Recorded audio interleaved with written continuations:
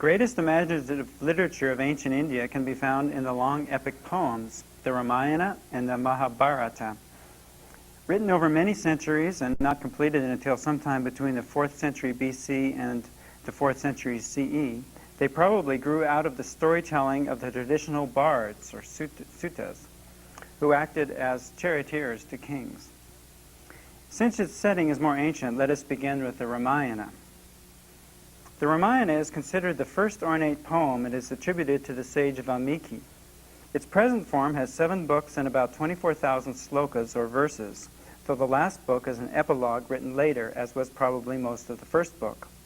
Treatment of Rama as an immortal god and incarnation of Vishnu is mostly found in these later books. Nevertheless, the entire poem is heroic, and Rama, along with his wife Sita, are superhuman in their virtue and perfection. For Indian culture, they represent models of ideal behavior and attitudes. The time period of the Ramayana has been estimated as between the 12th and 10th centuries BC, when the Kosalas and the Videhas ruled northern India. A legend about the author Valmiki tells how he was a robber chief who once waylaid 2 ascetics who offered him spiritual wisdom in place of gold and silver, which they did not have. Won over by their ideas, Valmiki became a devotee of Rama, the 7th incarnation of Vishnu. And after meditating much on Rama and his virtues, he was given a vision of his entire life. Valmiki asked Narada who was most heroic and virtuous, and was told of Rama as the most self-controlled, valiant, and illustrious, the Lord of all. Narada declares that he is equal to Brahma, a protector of the people, supporter of the universe, subduer of those who violate the moral code, the inspirer of virtue in others, and one who grants grace to his devotees. Having told Valmiki the story of Rama, Narada asks permission to leave and ascends to heaven. Then the poet Valmiki put the story into verse, based on the details he perceived in his meditative vision. The story begins in Ayodhya, where Rama's father ruled as king in the tradition of Manu. The community was prosperous and happy, and the Brahmins understood the 6 systems of philosophy. Dasaratha's ministers were guided by the moral code and reason. It was a golden age, an age of truth, Satya Yuga. According to the first book, Vishnu decided to incarnate in the sons of Dasaratha in order to destroy the cruel leader of the demons, Ravana, who, through austerity, had gained the boon of being invulnerable to all but man. Dasaratha had more than one wife, and each of his 4 sons was born to a different mother. But clearly the greatest was the oldest, Rama, followed by Lakshmana, Bharata, and Shatrughna. Taught by the sage Vishvamitra, Rama slays the demon Takaka and is given celestial weapons. Sita, who was mysteriously born in the furrow of a field, which is what her name means, was to be given in marriage to the one who could bend a certain bow. When Rama bent the bow, it broke in 2. So Rama and Sita were married. Rama proves his valor and skill by stringing another bow and defeating Parasurama in combat. Sita communicated all her thoughts to Rama and could clearly read his mind, so dear were they to each other. The second book begins by describing Rama's many virtues. The elderly king Dasaratha decides to hand over the rule of his kingdom to his illustrious eldest son Rama. But on the day before his installation, Queen Kaikeyi, the mother of Bharata, is persuaded by her hunchback servant Mantara to ask the king for the 2 boons he owes her for having saved his life. Her son Bharata must be made regent, and Rama must go into exile in the forest for 14 years. While the people of Ayodhya are celebrating the expected coronation of Rama, he goes to the palace only to be commanded into exile by the king. Everyone who loves Rama is stricken with grief, but Rama allows himself no sign of emotion and willingly submits to the royal will. Lakshmana protests and wants to fight for Rama's rightful place, but Rama persuades him that they must obey their father out of duty and not use violence. What is right is more important than a mere kingdom. Rama also urges his mother, Kaushalya, to stay with her husband rather than follow him into the forest. Sita, however, is able to convince Rama that it is her duty to be with her husband. Unable to persuade her to stay behind, Rama says he cannot abandon his wife. Sita gives away her possessions in preparation, and Rama is acclaimed by the people for his virtues of harmlessness, compassion, obedience, heroism, humility, and self-control.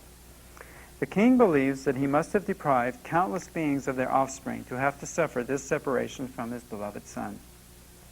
Lakshmana accompanies Rama and Sita, and the emotional parting is ended by Rama's ordering the chariot driver to hurry away. They cross the Ganges River and enter the wild forest. Rama sends the chariot driver back to the court to tell them he will live as an ascetic, and so Kaikeyi should not be suspicious but enjoy supreme authority in the name of her son Bharata.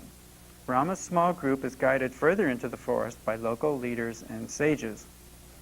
Rama realizes that his mother must have done something in a former life to have her son taken away in this one. And Dasarata tells how once while hunting he accidentally killed the son of two blind parents as he was getting water for them. Realizing the fruit of that action in his current sorrow, King Dasarata soon dies of grief. Kaushalya reprimands Kaikeyi, saying that one who is ambitious is unaware, like one who eats unripe fruit. The counselors decide that Bharata should be made king. He has been living in Rajagriha with his grandparents, but a dream reveals the death of his father. Returning to Ayodhya, Bharata reproaches his mother Kaikeyi for her selfish plot to put him in Rama's rightful place, and he suggests that she commit suicide. Bharata consoles Kaushalya, and the funeral ceremonies are held amid much sorrow. Shatrughna wants to punish the hunchback woman, Manthara, but Bharata persuades him that Rama would not approve of such killing, or Bharata would have killed his own mother too. Bharata decides to refuse the throne and offer it to Rama. Bharata crosses the Ganges and eventually finds Rama in the forest. When Lakshmana sees Bharata's army approaching, he fears the worst and is ready to fight. But Rama explains he only would want the throne to protect his brothers and would never fight against them. He correctly perceives that Bharata is coming to offer him the throne. When the four brothers are reunited, Bharata and Shatrughna allow their tears to fall. Rama asks Bharata if he is fulfilling his royal duties, but Bharata says that as the eldest, Rama ought to be king. However, Rama declares that the royal word of their father must be their law, and therefore Bharata must rule for 14 years while Rama is in exile. Bharata begs Rama to return to Ayodhya, but Rama steadfastly refuses. Rama explains that morality is the soul of government, and that is how the people are upheld. The essence of duty is truth, and therefore he must keep his word to his father. Rama renounces the so-called duty of the warrior, which is violent, saying it is injustice under the name of justice and the practice of the cruel, depraved, and ambitious who do evil. He prefers to live in the forest, free of sin, in peace, enjoying pure roots, fruit, and flowers. Bharata asks for the golden sandals of Rama and is given them as a symbol of Rama's absent rule through Bharata. Celestial gifts are conferred on Sita as she declares her loyalty to her husband as her guru and master of her heart. She believes that obedience to one's Lord is the crowning discipline for a noble woman. In the third book, Sita is carried off by the demon Virata, but Rama and his brother get her back again by slaying the demon. In the forest, the sages ask Rama for his protection, and he promises to deliver them from the oppression of the Titans. Sita implores her husband, however, not to attack the Titans, for there are 3 failings born of desire: uttering falsehood, associating with another's wife, and committing violence without provocation, the last of which is now showing itself in Rama. Sita pleads that the bearing of arms alters one's mind the way fire changes a piece of wood. She asks Rama to renounce all thought of slaying the Titans, pointing out that the practice of war and asceticism in the forest are opposed to each other. She begs him to honor the moral code as it relates to peace. Rama replies that the sages are unable to enjoy a peaceful life in the forest because of the Titans, and he has promised to aid them if they ask for his help. A female demon, Shurpanakha, tries to seduce Rama and Lakshmana, but when she attacks Sita, Lakshmana cuts off her ears and nose. Shurpanakha complains to her brother Kara, who sends demons who are slain by Rama. Then Kara leads his army of demons against Rama. Rama destroys them and kills Kara. Ravana, king of the demons, hears of their defeat and is persuaded by Shurpanaka to try to kill Rama so that he can wed Sita. The demon Maricha tries to dissuade Ravana, warning him against the sin of interfering with someone's wife. However, Maricha assumes the form of a fawn and is slain by Rama. Hearing his cry, Sita insists that Lakshmana go to assist him, even though it is his duty to guard Sita. In a rare lapse of character in her excessive love for Rama, Sita accuses Lakshmana of caring more for her than his own brother. With Lakshmana out of the way, Ravana approaches Sita, who defies him. Nevertheless, he abducts her by force and takes her to the island of Lanka. Ravana tries to make Sita his consort, but she refuses and is given to Titan women to be guarded. In vain, Rama and Lakshmana search for Sita, and Rama's sorrow turns to wrath. Eventually, Rama is told what happened and where he can find Ravana. The 4th through the 6th books narrate the war against Ravana and the Titans by Rama and his allies in southern India, who are referred to as monkeys. Their king, Sugriva, sends the powerful Hanuman to aid Rama.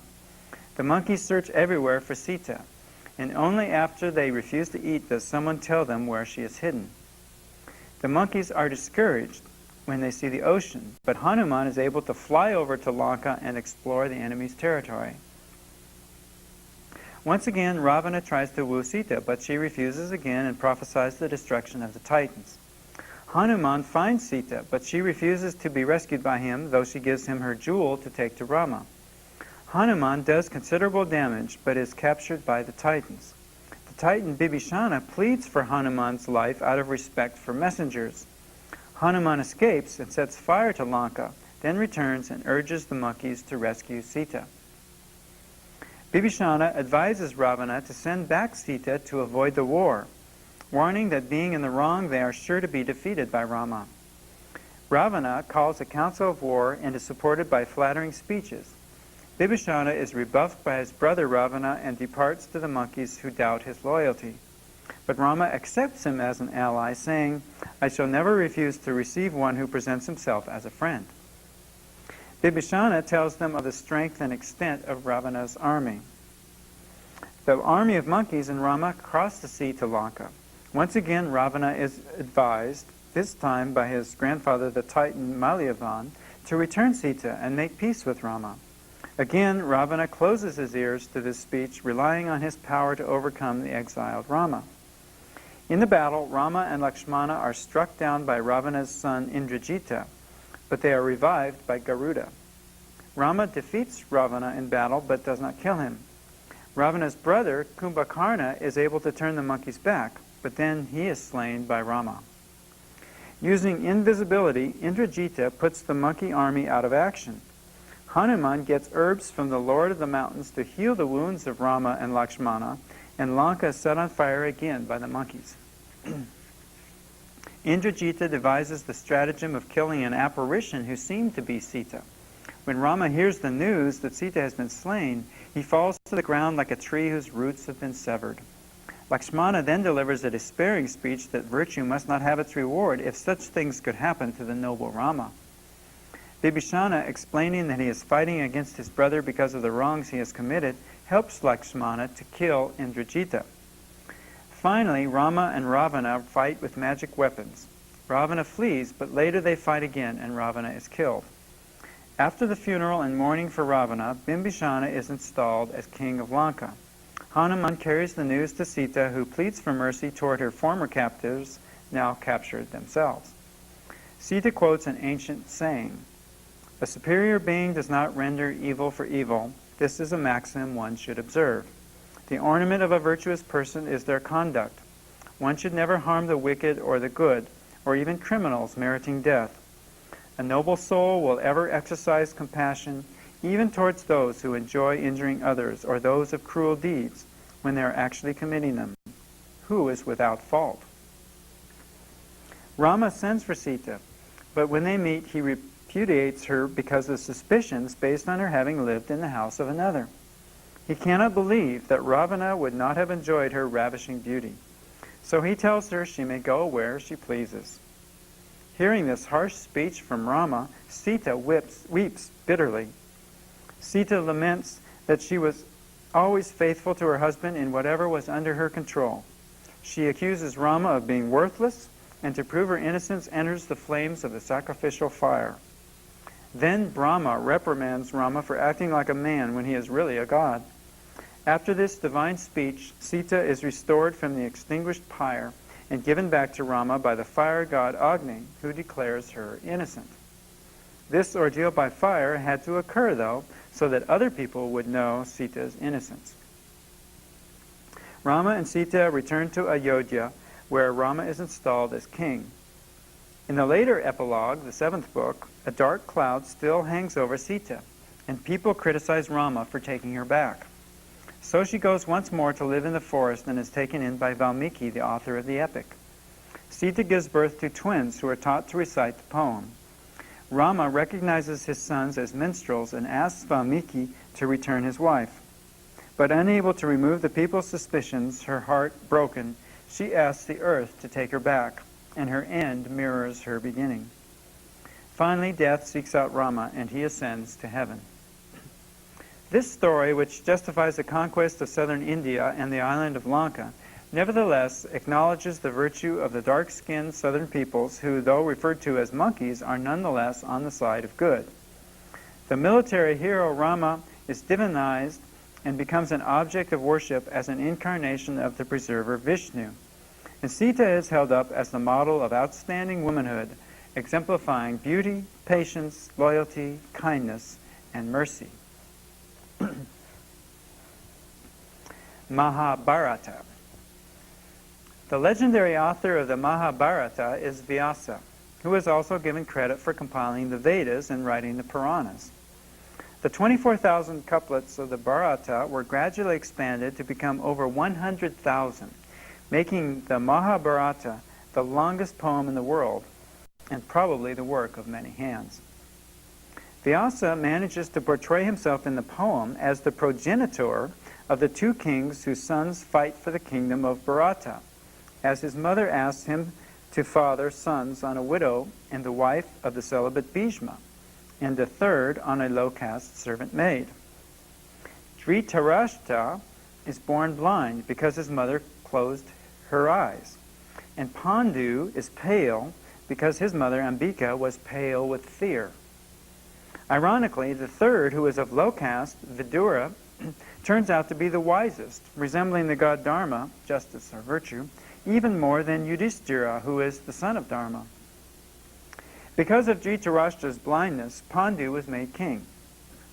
One day, while hunting, Pandu shot a deer that was coupling with its mate, and was cursed with the fate that if he ever mated with his wife, he would also die. So Pandu was celibate and practiced austerity in the forest, along with his wives, Kunti and Madri, after they gave away their royal wealth to charity. Pandu asked Kunti to give him sons from a man equal or superior to him. Kunti had been given a mantra by which she could summon any god she desired to father children. She had already given birth to Karna, whose father was the sun. She had put him in a basket, and he, not knowing his parents, was raised by a charioteer. Then, through Kunti, Dharma, justice, became the father of Yudhishthira, Vayu, wind, the father of Bhima, and the powerful Indra, father of Arjuna. She told the mantra to Madri, who gave birth to Nakula and Sahadeva, twin sons of the Ashvins. However, Pandu made love to Madri and died, joined on his funeral pyre by Madri. Kunti then raised the 5 Pandava sons, while the blind Dhritarashtra ruled the kingdom. Meanwhile, the latter's wife gave birth to 100 sons, with Duryodhana the eldest. Vidura prophesied that Duryodhana would bring about destruction, but his warnings were ignored. Duryodhana tried to kill Bhima, but failed. Bhishma arranged for the Brahmin Drona to teach all the princes. Arjuna excelled in the martial arts and was given special attention by Drona. Karna was also a great warrior and became a friend and supporter of Duryodhana. For Drona's tutorial fee, Karna, Duryodhana, and his brothers captured King Drupada. Dhritarashtra declared the oldest and most honest Yudhishthira heir to this throne. So Duryodhana and his brothers planned to burn to death Kunti and her 5 sons. But the Pandavas discovered the plot and escaped through underground tunnels from the burning house. Arjuna won a beautiful bride in Draupadi, but when he told his mother he had a gift for her, she said that he must share it with all his brothers. Since the mother's word could not be broken, all 5 brothers married Draupadi, a practice forbidden by the Vedas. Both Bhishma and Drona advised Dhritarashtra to give the Pandavas a share in the kingdom with his own sons. The Pandavas were given the city of Indrasprata, from whence they could rule their half of the kingdom. Accidentally breaking in on his brother Yudhishthira with their wife, Arjuna had to go into exile for 12 years and practice chastity, brahmacharya. But the maiden Ulupi persuaded Arjuna that his celibacy only related to his wife Draupadi, and he eventually married Krishna's sister Subhadra, who gave birth to their son Abhimanyu. Draupadi also had a son by each of her 5 husbands, while Arjuna's efforts gained him divine weapons from Indra. Krishna, who later was made into a god, urged Yudhishthira and his brothers to attack Jarasandha, who had captured some kings. Bhima defeated Jarasandha in single combat, and Krishna released the imprisoned kings. Then Yudhishthira sent his 4 brothers in the 4 directions to conquer India. Krishna is criticized by Shishupala for killing women and cattle, but Krishna slices off Shishupala's head with a discus. To win the Pandavas' territory, Duryodhana invites Yudhishthira to the palace to play dice with the skilled dice cheater Shakuni. Yudhishthira's weakness for gambling causes him to lose everything he owns, and even his 4 brothers, himself, and finally their wife. When Draupadi is sent for, she is in retreat because of her monthly period. She is dressed only in a single blood-stained garment. But she is dragged by the hair into the hall by Dushasana. Draupadi questions what right her husband had to stake her when he had already lost his own freedom. Nonetheless, she is insulted by Duryodhana and his brothers, who try to disrobe her. A miracle is performed by Krishna, so that the cloth pulled from her body never ends. In the past, Draupadi had bandaged the wounded Krishna. Spared this ultimate humiliation, Draupadi is given 3 boons by King Dhritarashtra and asks only for the return of Yudhishthira and his 4 brothers. Finally, they decide to play one more dice game for the kingdom, the loser of which will have to go into exile for 12 years and be in hiding without being discovered for 1 year after that. Once again, Yudhishthira loses, and the Pandavas depart for the forest. Vidura pleads with his brother to allow the Pandavas' sons to return, or else ruin will result, but once again he is ignored. In the forest, Yudhishthira learns the value of forgiveness. Draupadi is a model and devoted wife to the brothers. Of the many stories, there is one in which each of the brothers drinks water and dies at a river before answering a question. But Yudhishthira wisely answers all the questions and brings his brothers back to life. Nonviolence is considered the highest duty. During the 13th year, they take on disguises and live in Virata's kingdom. The general tries to molest Draupadi, but he is killed by Bhima. After this dangerous year is completed, Krishna is sent as an envoy to ask for the Pandavas' half of the kingdom. When this is refused, everyone prepares for the great war. Krishna offers one side his army and the other himself, though he will not fight. His army fights with Duryodhana, and Krishna becomes the charioteer for Arjuna. As the war is about to start, Arjuna refuses to fight his cousins, but in the Bhagavad Gita, Krishna encourages him to fight as a warrior and teaches him about yoga and non-attachment to the fruits of action. Arjuna decides to fight, and Yudhishthira approaches both Bhishma and Drona, asking for their blessings, although they are on the opposite side. After 8 days of battles, Yudhishthira also wants to stop fighting and retire to the forest. But Krishna tells him to ask Bhishma how he can be killed, because Bhishma has control over his own death. Shikandan, who is the reincarnation of the woman Amba, who had been rejected by Bhishma and swore to kill him, is able to attack Bhishma because he will not fight a woman. Tired of all the killing, Bhishma wants to die, and he is mortally wounded by Arjuna's arrows. Drona is given command of Duryodhana's armies. He is practically invincible, but he is discouraged by a lie that his son is dead. Yudhishthira, who is known for his truthfulness, says that Ashvatthama is dead after Bhima kills an elephant with that name. But the intent is clearly to mislead Drona. Drona lays down his weapons and his head is cut off by Drishtadyumna. In a family quarrel, Arjuna is on the verge of killing Yudhishthira. But Krishna intervenes and says that nonviolence, ahimsa, is even more important than truthfulness. Truth is the highest value, but when life is in danger, even lying is permitted. Karna has sworn to kill Arjuna, but he is killed by Arjuna after his chariot gets stuck in the mud. The rules of fair fighting are increasingly being ignored. On the 18th day of the war, Duryodhana is wounded in the legs by Bhima, even though this was also a violation of the rules they had agreed upon before the war. Krishna responds to Duryodhana's taunts by reminding him that the dice game was crooked, how Draupadi had been insulted, and how Arjuna's son Abhimanyu had been killed. All of Gandhari's sons, 100, have been killed, but the 5 Pandavas have miraculously survived a war that was supposed to have had millions of warriors involved. In revenge, Ashvatthama violates another rule of war by attacking the Pandava camp at night and kills all of Draupadi's sons. In anger, Arjuna readies the weapons that could destroy the 3 worlds of heaven, earth, and hell. But the sages Narada and Vyasa appear to dissuade him from this use of omnicidal weapons. Most of the rest of the poem after the Great War is probably stories and ideas added later. Vidura explains that the story of the man enjoying a few drops of honey while in a well caught between a carnivore and a monstrous snake hanging by a vine eaten away by rats is told by the knowers of liberation to suggest serenity in the midst of troubles. The long 12th book called Peace, Shanti, has been discussed in relation to Sankhya philosophy.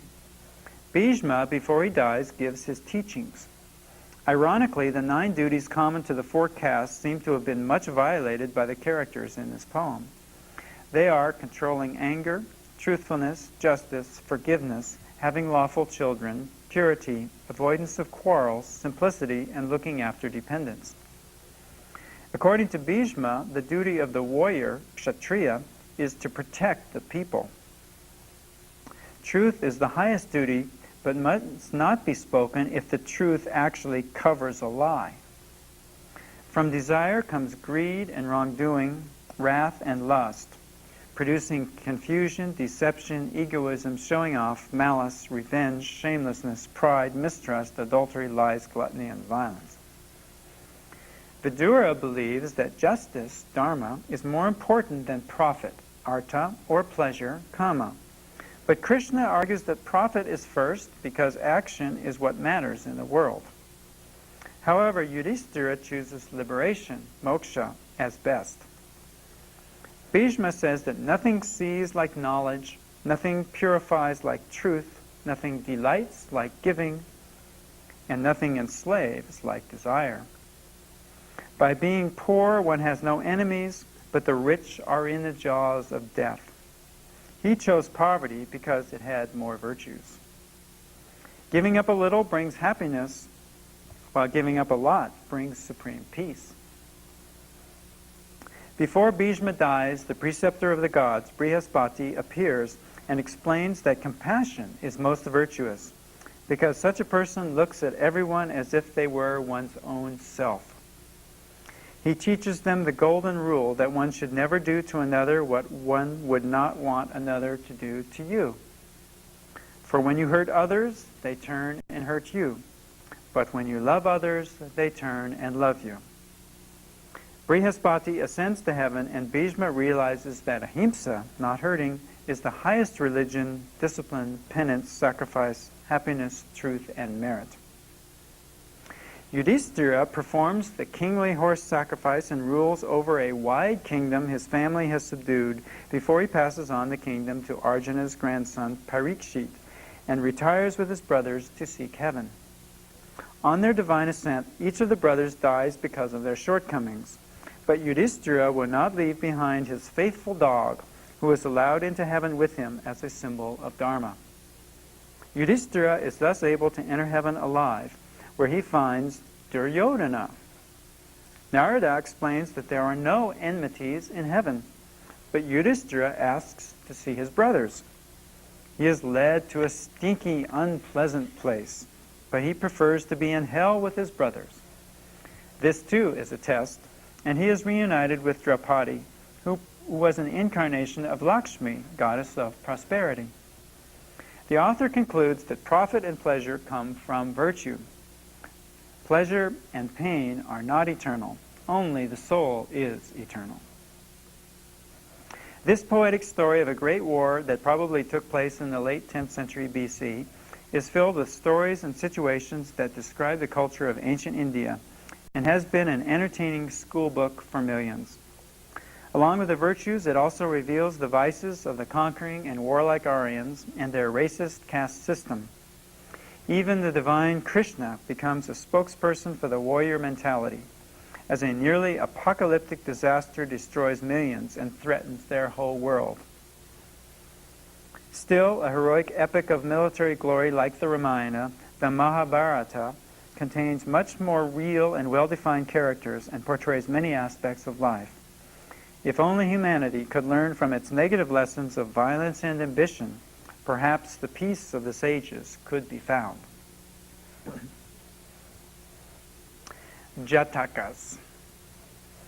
Ancient folk tales of India come down to us primarily in two collections of stories, many of which are about animals. These are the Buddhist tales of the former lives of the Buddha, known as the Jatakas, and the Panchatantra. Many of the original stories probably predate the Buddha, but the Jatakas were organized into verses about the Buddha and placed into his biography starting about the 4th century BC, though the whole collection with its prose stories and commentaries was not completed for several centuries. The Jataka tales always begin with an incident in the life of the Buddha, usually a sermon he is giving which he illustrates with a story from one of his previous lives. After the tale is told, he often indicates who were the other characters in the story of their previous existence. In this way, the law of karma, or the consequences of actions, is illustrated, and the deep patterns of different souls can be seen. The Buddha, who is referred to as the Bodhisattva in the stories, since he is then a future Buddha, is usually the most heroic and wisest character. He is often an animal or a tree spirit, and is frequently the leader of his group. He never seems to be a female, and in fact, there is a strong bias against women in many stories. The Jatakas are primarily moral tales illustrating the wisdom and goodness of the Bodhisattva figure, and with the exception of the prejudice against women, the ethical lessons are usually quite good. The Devadhamma Jataka, number 6, is a good example. This story resembles that of Rama. The Bodhisattva is the eldest prince of Benares, followed by Prince Moon, and when their mother died, Prince Sun, whose mother was given a boon by the king. This queen, being naturally wicked, plots against the others and demands that her son be made king for her boon. The Bodhisattva and Prince Moon go off to live in the forest, but they are joined by Prince Sun as well. A water sprite imprisons Prince Sun and Prince Moon, and when they answer that what is truly godlike is the sun and the moon and the four quarters of heaven. But the Bodhisattva wisely states that the godlike are the white-souled votaries of the good who shrink from sin. The water sprite offers him one of his brothers, and he chooses the youngest because the queen had asked for the kingdom for him. If he chose Prince Moon instead, no one would believe that Prince Sun had been devoured by a demon. Impressed by his wisdom, the demon returns both brothers, And the Bodhisattva explains that the demon is suffering the consequences of his evil deeds and is continuing the pattern. However, the demon is converted, and when the father dies, the brothers return to Benares with the Bodhisattva as king, Prince Moon as viceroy, and Prince Sun as general. The tale ends with the usual conclusion that he lived correctly until he passed away to fare according to his deeds. Then the Buddha explains that the demon was the monk who had been hoarding extra clothes. Devadatta is often cast as the villain in the tales. In the Mahila Mukha Jataka, number 26, a follower of the Buddha is seduced into eating the luxurious food of Devadatta's schismatic group.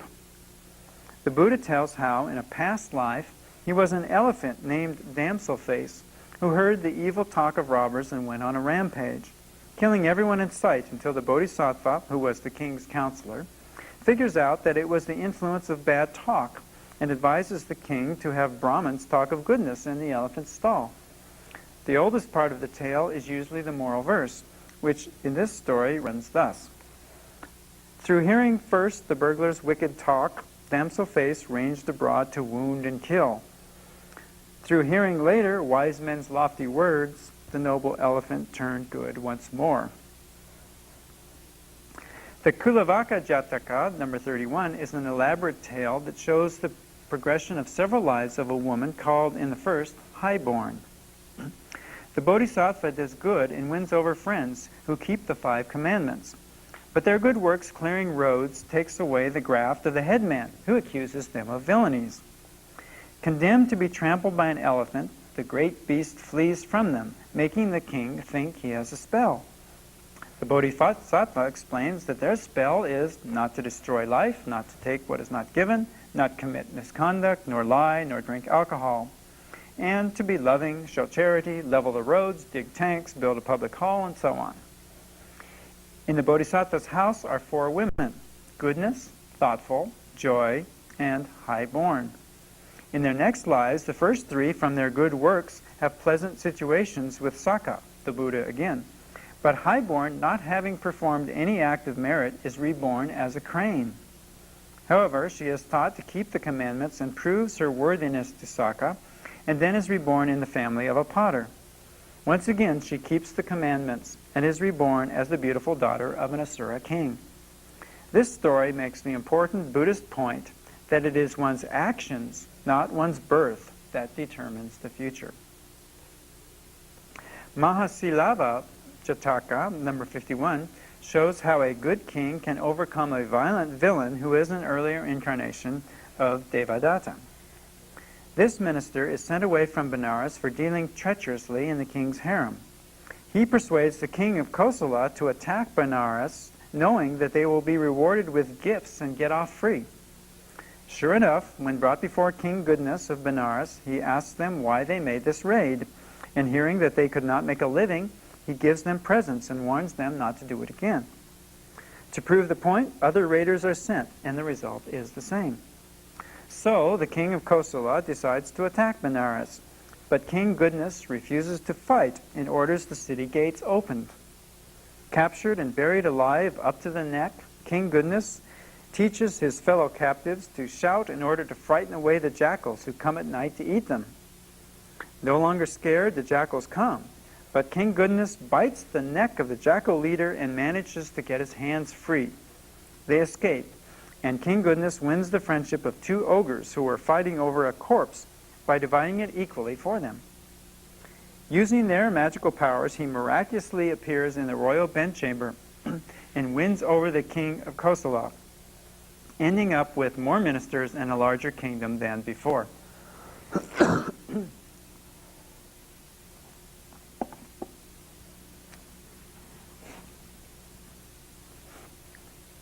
Often a prince, the Buddha did not always assume the kingship in his previous lives. In the Asadisa Jataka, number 181, Prince Peerless allows his younger brother to rule so that he can renounce the world. When a slander made his brother fear he wanted to take over the kingdom, he secretly returned as a hired archer, proving his skill by severing a mango branch with an arrow on its downward flight, directed by a second arrow that entered heaven and was caught by the deities. When his brother was surrounded by 7 attacking kings, he sent for Prince Peerless, who shot an arrow with a message that landed in the golden dish where the 7 kings were eating. Frightened he would kill them all, they fled. Thus, without shedding even as much blood as a fly might drink, the situation was resolved. Then Prince Peerless renounced his lusts in the world to cultivate the faculties and attainments, and when his life ended, came to Brahma's heaven.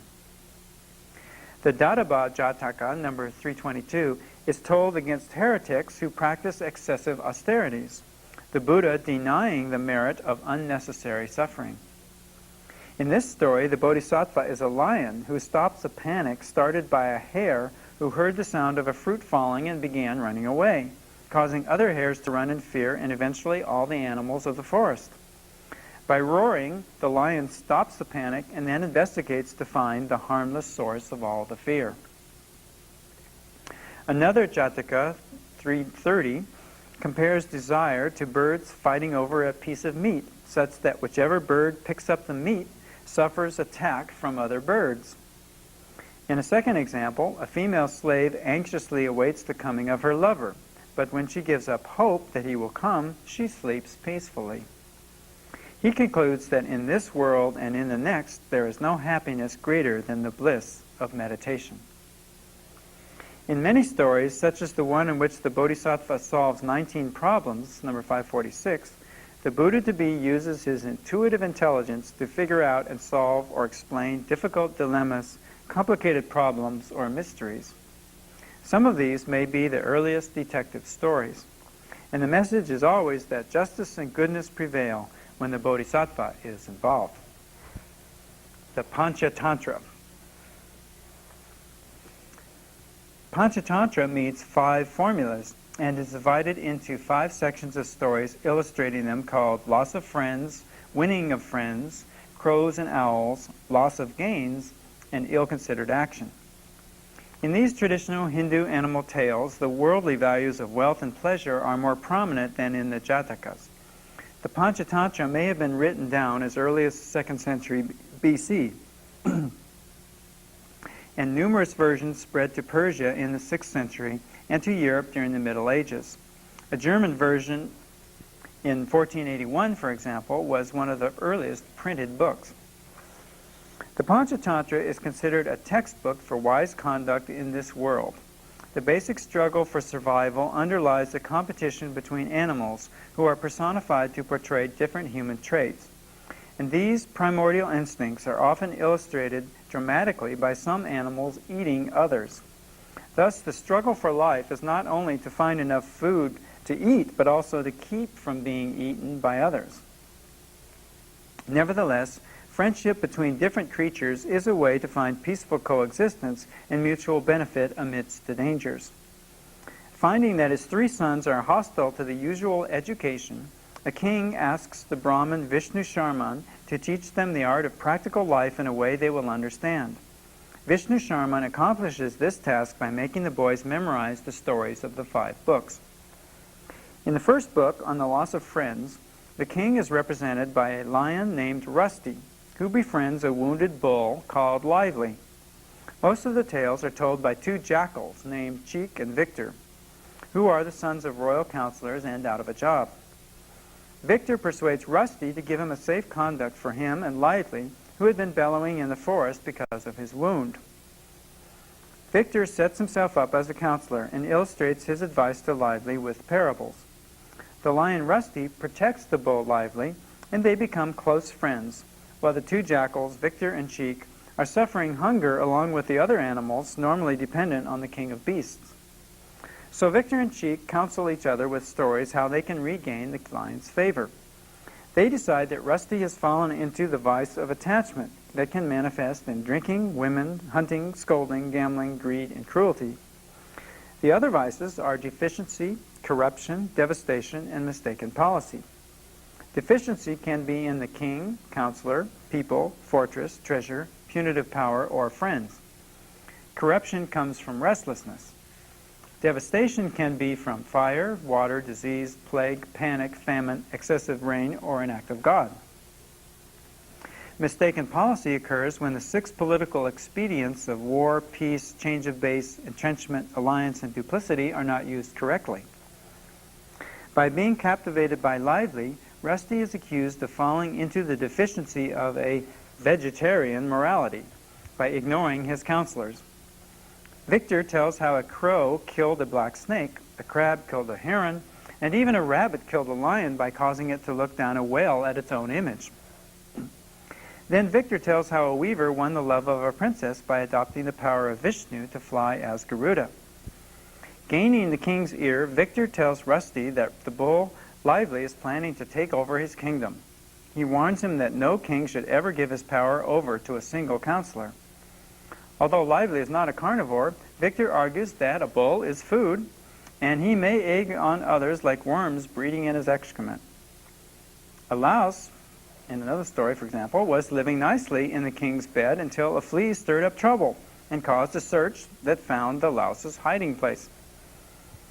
Having made Rusty suspicious of Lively, Victor next tells the bull that Rusty is planning to kill and eat him. Now Lively greatly fears the lion. Lively tells how a swan befriending an owl is shot by a hunter. Fearing he too will be eaten by Rusty, Lively tells the story of how a camel was eaten by a starving lion and a carnivorous leopard, jackal, and crow. Self-knowledge and self-restraint are lacking when the stupid turtle opened its mouth to talk when being carried on a stick by helpful birds to a new home. Falling to the ground, the turtle's meat is cut to bits by knives.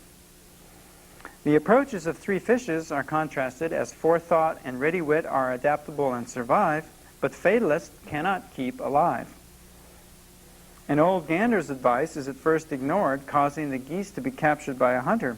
But when the gander tells them to play dead, they are thrown on the ground and can fly away. The jackals advise people to look to their own advantage. Otherwise, studying books is merely mental strain. Finally, when Rusty sees the bull approaching so warily, he springs at Lively and they fight. Cheek reproaches Victor for causing this enmity and threatening the kingdom. Discerning counselors aim for conciliation and postpone harsh deeds. Power with intelligence can lead to peace if it is cultivated. A countermeasure is needed to avoid misfortune. Harsh comment may be needed when flattery can be treason. So Cheeks tells some stories that show that cheating and lying eventually backfire. Wrong mind schemes for cheating right mind are eventually revealed and he is punished. A pawnbroker claims that mice ate Naduk's iron balance beam. So Naduk hides the pawnbroker's son, saying that a hawk must have carried him off. Since the boy is 15, this is as unbelievable as mice eating iron. So the magistrate orders the return of the balance beam, and Naduk tells them where the boy is hidden. Cheeks tells 2 stories that indicate that an enemy may prove better than a friend, and that therefore right should be done and wrong avoided. This causes Victor to slink away. But Rusty and Lively renew their battle, and the lion kills the bull. Rusty feels guilty, but Victor advises him to remain resolute, claiming that normal morality does not apply to kings. Cheek reprimands Victor for stirring up strife and causing the master to fight his own servant, for victory is not what the gods command. It is fools who fight, the wise find nonviolent ways. The truth must be spoken, for pleasant lies lead the royal mind astray. Several counselors ought to be consulted separately for independent views. A master should be mindful of human differences and not let his mind be taken astray by others' advice. The second book on the winning of friends is more positive. These stories are mostly by 4 friends, Swift the crow, Gold the mouse, Slow the turtle, and Spot the deer. Swift tells how doves escaped from the cruel hunter's snare by flying up altogether. The mouse, Gold, then chewed through the snare to free the doves, showing the value of friendship. Although crows usually eat mice, Gold is won over to friendship by Swift's worldly wisdom. Friendship involves taking and giving, listening and talking, dining and entertaining. Because of a drought, the crow wants to visit his friend Slow the turtle, and Gold accompanies him riding on his back. Gold tells several stories to show that the brave and friendly can prosper, but the fatalistic slacker does not. The wealthy who are greedy may be miserable, while the contented beggar is rich. No treasure equals charity.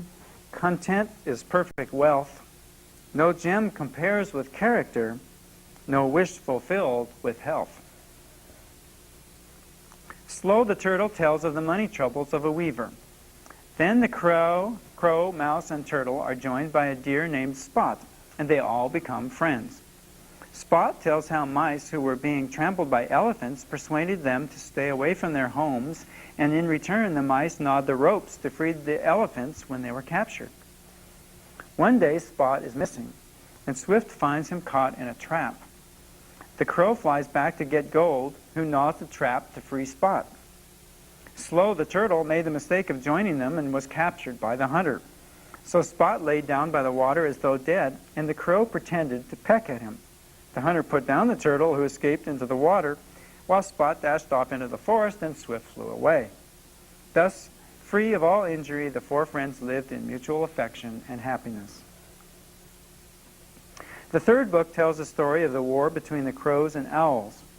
The crows resent that the chief owl has been named king by the birds. Cloudy, the crow king, consults his advisors, who each recommend one of the 6 strategies related to war and peace. Live Again counsels peace with the powerful. Live Well suggests war, or else violence will come again. Live Along recommends a change of base, a retreat followed by an invasion. Live On dislikes all 3 of these approaches and advises entrenchment in a strong fort. Live Long recommends an alliance. Finally, Live Strong counsels duplicity and plans a clever spy mission in which he appears to have been attacked by his king and is found by the owls. Diplomacy is demonstrated in a story in which a rabbit is a clever envoy to the elephants, but another rabbit and partridge died by confiding in a cat. When the owls find Live Strong wounded by the crows, they have to decide what to do with him. The Owl King Foe Crusher asks his 5 advisors. Red Eye says he should be killed as a dangerous enemy. Fierce Eye says it is wrong to kill a suppliant, and Flame Eye, Hook Nose, and Wall Ear agree Live Strong should not be killed. Live Strong asks to be burned by fire so that he could be reborn as an owl to get back at Cloudy. Disregarding Red Eye, the Owl King agrees to feed Live Strong in his fortress, and the wily crow regains his strength. Red Eye and his followers leave the fortress, and with Live Strong's help, the crows are able to attack and burn down the owl's refuge. The crafty advice of Live Strong is victorious, and he declares that kingship requires prudence, self-sacrifice, and courage. Cloudy is amazed at the value of this political skill that leads to wealth, fame, and power. The last 2 books are shorter. In Loss of Gains, the wife of a crocodile talks her husband into killing a monkey who has shared fruit with him so that she could eat his heart. The crocodile invites the monkey to his home, but confesses his purpose on the way so that the monkey can pray. The monkey says he has another heart at home and convinces the crocodile to take him back. Further attempts to capture the monkey are vain, unlike the story where the jackal invites a donkey who is eaten by a lion. The jackal then eats the heart and ears of the donkey, and the lion is annoyed. But the jackal explains that a donkey who would return to the forest after being attacked by a lion once obviously has no heart or ears. In the last book, on ill-considered action, a merchant named Jewel dreams that a giant monk appears, and he hits him on the head with a stick, whereupon the monk turns to gold. The dream actually occurs the next day. A barber witnesses it and tries to attack some Jain monks and is thrown into jail, showing that his action was ill-considered because not guided by a dream. 4 treasure seekers find in turn copper, silver, and gold, the 4th expecting to find something better. Instead, he must replace a man tortured by a wheel on his head. The difference between scholarship and sense is revealed in the story of the lion makers. Finding the carcass of a dead lion, one scholar assembles the skeleton, the second provides flesh and blood, and the third is going to give it life. But the non-scholar, having only sense, says not to bring a dangerous lion to life. So he climbs a tree and the three scholars are killed by their ill-advised creation. Greed and revenge are the themes of the tale of the unforgiving monkey who gets back at the household of a king for using the monkey fat of his fellow monkeys to cure horses' burns by offering to take them to a lake where he got a pearl necklace when he knows they will be killed by the demon in the lake. Everything grows old, but one thing remains young forever: greed. Although the tales of the Panchatantra emphasize the ambitious goals of wealth and power, their crafty lessons and entertaining stories do give people important lessons in survival and the ways of the fiercely competitive human and natural worlds. Thank you very much. When we look at the face of a stranger